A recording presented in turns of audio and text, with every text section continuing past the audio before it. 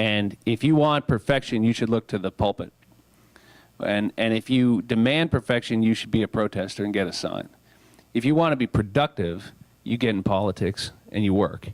And that means taking criticism and working on imperfect solutions. And that's my approach. My approach is that if you want perfect, don't look to me.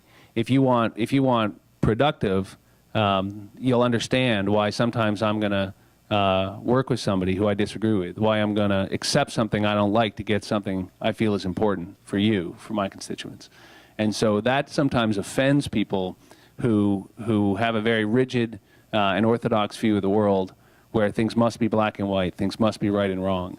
And I think to be able to sit in that fire and to live with that conflict is the essence of keeping your integrity while you're delivering results in politics. Okay, let's return to agriculture, since both of you serve on the Agriculture Committee. You both are staunch advocates, as you've mentioned. You both serve on the House Agriculture Committee. I understand that recently, during the debated House version, there was even a 14-hour marathon session that most of us don't have the capacity to sit through, and you did. It is often quoted that there are two things that you don't want to watch being made, and that is sausages and law. And you seek to protect the agricultural interests of the Hudson Valley. The media is already suggesting that there are residents of the valley that are not happy with the bill. How do you think we're faring so far, and what are you, most pleased about? And Sean, let's start with you. I start from the premise that a farm bill is absolutely critical to the Hudson Valley. We need a farm bill. You can't talk to dairy farmers like Chris and I do, who are living on their credit cards, or to folks who need real price improvements, and who you can't talk to the guys who got wiped out in Hurricane Irene. You can't listen to the stories about people not being able to get insurance. You can't understand how important it is to driving all the small businesses and everything else we have in the region. We've got to get the farm bill done. I have a very strong disagreement with the majority that runs the committee on the level of food stamp cuts that I would say the most conservative members of the Republican Party want. I have voted to move the bill out of committee because of what I just told you a minute ago, which is that I think we need to make progress, and I am very confident that the Senate and the full House will reduce that cut in food stamps to something that I think is more acceptable.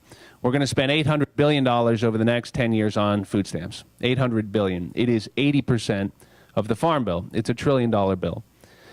I believe there are some savings in that $800 billion outlay. This puts me at odds with some of my Democratic colleagues who believe there is not one penny to save in the food stamp program. The problem with saying there's not one penny to save in the food stamp program is, first, it's wrong, and second, it will kill the bill. But at the same time, the problem with asking for $20 billion of cuts in the food stamp program is, one, it's wrong, and two, it will kill the bill. So we either get together on this and bring these savings down into something that makes sense from a reform standpoint, that doesn't hurt people who really need them, that is fair, and that moves the bill, or we will not make progress. And this is where the rubber meets the road. This is where people get upset with me for working with the other party.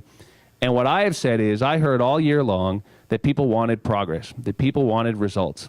And this is what it looks like. And if you want gridlock, I can sound as pure as you want. But if you want progress on this, we are going to have to come together on this. I think a 1% cut into an $800 billion program, if done in a fair way, is an acceptable price to pay if it gets me the farm bill that has the crop insurance program I wrote, that has flood mitigation for Orange County that I wrote, that has great conservation programs, that has all the things Chris can talk about in great detail as well. And we'll get it done. And that's my approach to the farm bill. And Chris, you can add to that, I'm sure. Absolutely. We are, without question, we're advancing fruits and vegetables in this bill. We talked about the insurance reform. We talked about the research that's critically important. We're advancing organic in this bill. I mean, we won an important vote in committee that we did not win last year to help the promotional efforts of the organic community. We are advancing the beginning farmer program in this bill, which is absolutely going to be good for our area. It's already burgeoning and somewhat helpful. It's going to be an accelerated effect by this bill. We're helping conservation in this bill. We are doing decently by dairy in this bill. We're not doing great. We're doing decently. I mean, I mentioned to you that we've got to find a way to stop the bleeding here. We've got dairy farmers working 7 days a week to lose money. The marginal insurance framework is a step in the right direction. I mean, quite candidly, I think there's a real issues with price discovery with dairy. And the fact that when you pull a gallon of milk out of your refrigerator, how much we're paying the dairy farmer would really disturb you. So we can do better on it, but we've got to stop the bleeding now, and I think that that moves us in the right direction. So I mentioned all these things that are good for the bill. Let me put a finer point. Sean's given you a good general description on SNAP, formerly known as food stamps, and I agree with that assessment. Let me put a finer point on some of these things that may help, because you don't see it every day in the media. The first thing is to understand that in 2008, the last time we did a farm bill, we authorized, and that's the other key distinction here, is between authorized and appropriate. But we authorized $45 billion a year. I'm saying this as far as a finer point because when you look at this, the headline, you'll see 20 billion, you'll see 4.5 billion. That's the figure that you hone in on because that's what they're saying is being cut. But here are the facts. In 2008, we authorized 45 billion. The lowest figure we're going to authorize, the lowest figure in this bill is 75 billion. So that's a significant increase from 45 to 75 billion a year. Now the Senate authorizes 76.5 billion. So you're talking a difference right now between 75 billion and 76.5 billion. We're going to be able to work this out. There's going to be a political process to get to where we need to be. Now, candidly, you know, I actually voted for the Senate substitute, which would have been the 76.5 billion, and here's why. I want to know the details. I don't want to just, like Sean, I don't want to just skip across the wave tops here. I want to get in armpit deep and swim around and know what's going on. Well, when you look at the respective proposals, you know, when, like Sean mentioned, those who say there can be no savings in the SNAP, well, here's what you're signing up for. If you're saying that, you know, there was a lady in Minnesota that won the lottery. And she went down the next week to get food stamps, and they said, "We know you. You won the lottery." And she said, "But you know, I want my food stamps." And when they went through the details of the program, she still qualified because assets they didn't account for this. So when you're saying no cuts at all, you know, you're basically saying that, you know, my mom, who's a senior citizen, should be paying for $1 million. Now I know it's very few. I get that, but I'm just trying to illustrate the point. So often in life, that the extreme position isn't really a tenable position. We know that a program that goes from 45 to 76.5 billion, that there's going to be some program integrity, which is what they're endeavoring to do with this program. Now that's in both sides. That program integrity in terms of how to count assets. That's in both the Senate and the House version. There's another piece that's in both sides. It has to do with it's called categorical eligibility. And essentially, this was an endeavor that had great intentions, that basically if you qualified for one program, you wouldn't need to go forward and show your requirement to be eligible in another program. So an example is the way that we work LIHEAP, which is basically your federal assistance for both heating and cooling, by the way, as we learned last year when the South tried to make a move on our heating, and the whole delegation in New York, Democrats and Republicans, stood together to make sure we didn't get adversely impacted there. But the way this program works as relates to food stamps is that if you get any kind of money in heating for the Northeast, in heating, you automatically qualify for the enhanced SNAP benefit from $90 to $120 a month. So it seems reasonable to make that statement, except for here's what they found out, is that there were states that were sending $1 a month, because leave it up to politicians. If they know that they can send an individual money from somebody else's money pot and take credit for it, they're going to do it. So they were sending $1 of LIHEAP, and then the individual was getting from $90 to $120 in food stamps, and the politician who gave that money was able to take credit for that. And so what the Senate does is move that threshold from $1 to $10. So if the state gives $10 in LIHEAP a month, the individual will be able to get the enhanced SNAP benefit. On the House side, that figure goes from $1 to $20. So now that's part of this reform. Now, the reason why I voted for the Senate substitute, which was the Schrader amendment, because I'm more comfortable with what's called the $4.5 billion in savings instead of the $20 billion. Here's why. The House side goes beyond those, and so there's two programs in particular that I wasn't comfortable. Not to say I couldn't ultimately be comfortable had they written it with more specificity, but there's two programs in particular. One goes after dining facilities as a way of program integrity. They claim that there's fraud, waste, and abuse in the food stamp program for dining facilities. Well, I visited this place up in Menands. Father Young, he leads this, really, I got to say it's a last chance for veterans who everyone pretty much has given up on. They've had run-ins with the law. They have had run-in with drugs. They've had run-in with family and friends, and they're at Father Young's place in Menands. Well, and he does amazing ministry and intervention, and they've had success. They feed those individuals with SNAP. So when I went to the committee and I said, well, you're saying you're going to go after dining facilities. Well, assure me you're not going to hurt this program. And I couldn't get an assurance. So that's unsatisfactory to me. Not to say that I couldn't, but I wanted to know how. So where is this savings? Where is this program integrity that it won't hurt this program? So that's number one. Number two is, in the House side, there's program integrity for separating the women and children program with the seniors. Okay, well, I'm listening. Tell me how this is going to be program integrity. I gave them an opportunity to convince me, but in the end, I didn't feel comfortable with that. So that's why I voted for Schrader. That's why I voted for the Senate substitute. Now, why I'm telling you this is that we're not done with this. We're going to move it across the floor this week. And as Sean mentioned, where we are today is, there are going to be those on the right that are going to try to go deeper this week. They're going to try to go deeper than $20 billion in the SNAP, in the food stamps. If that happens, it's going to blow the bill up. And there are those, that are going to try to a less figure, and I'm quite frankly going to vote for that amendment. But that's going to make it difficult too, because this is a really challenging circumstance politically. But what's going to happen is the House is going to pass a bill, the Senate passed their bill, and we're going to go to conference. Where I think we're going to end up is I think we're going to do the assets. I mentioned that. That's a small piece, but it's an important one for the program integrity. And I think we're going to do some level of the program eligibility, somewhere between $10 and $20. So when you add that up, I believe the savings are going to be close, which is the headline figure you see now, is going to be about the $8 to $9 billion, which, remember, is still going to put annual authorization at $76 billion from $45 billion from a few years ago. And what I tell my friends on the right is, remember, this is an authorization. When we grow this economy, fewer people will need it. And that's the kind of country we want to.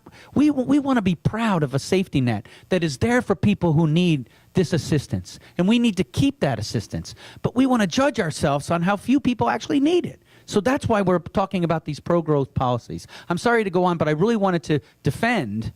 What Sean has done is he's trying to do the right thing for the Hudson River Valley here and for upstate communities. And I wanted to give you some of the details as to why I think his vote was right there. You can see why nobody has ever accused Chris Gibson of skipping over the tops of the waves on pretty much anything.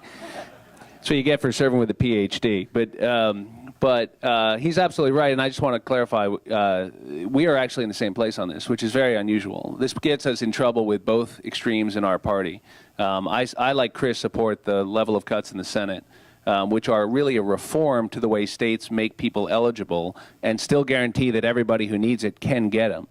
Whereas the House is trying to do something, I think, much more mean-spirited.